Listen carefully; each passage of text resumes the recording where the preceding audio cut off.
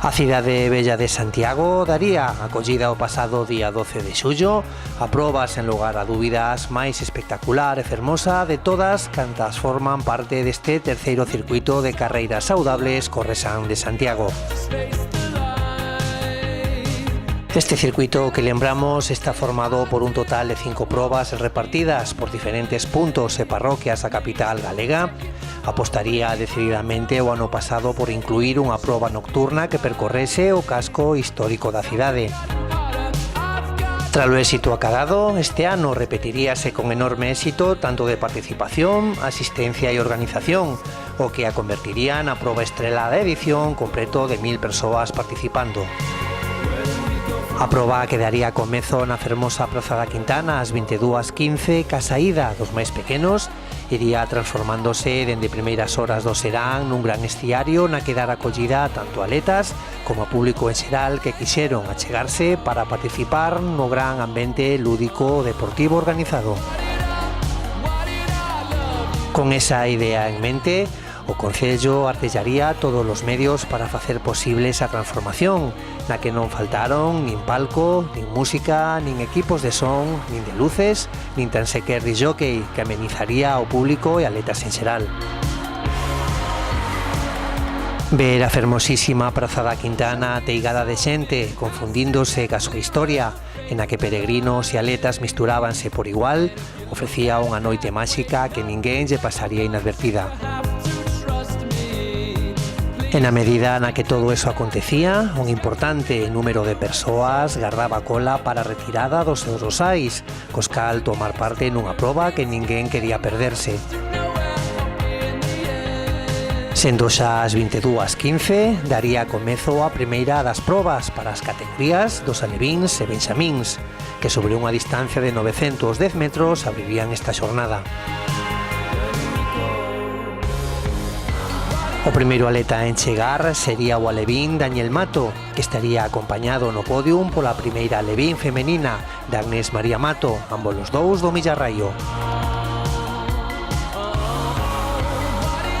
Na categoría benxamín, victorias para Sergio Prieto do atletismo Estrada e para Carmen Juana Tei do Fontes do Sar.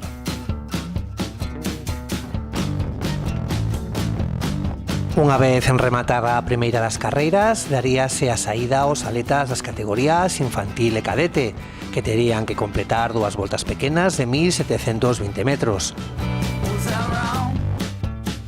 Na primeira das categorías, triunfos para Arturo Ramos do Milladoiro e Claudia Blanco, sendo os primeiros postos na categoría infantil para Diego Alonso do Millarraio e para Ana García do atletismo Carballo.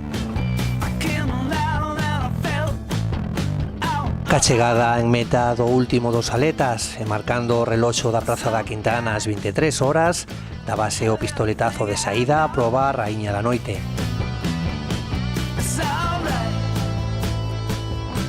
O percorrido que discurriría pola Rúa Conga, Rúa Villar, Alameda, Rúa Peso e Rúa Nova para facer entrada na Quintana, vería pasar polas súas rúas a un multicolorido elenco de atletas, entre os que se atopaba o claro favorito ao título, Pedro Nimo, que cumpliría as expectativas impoñéndose na súa cidade.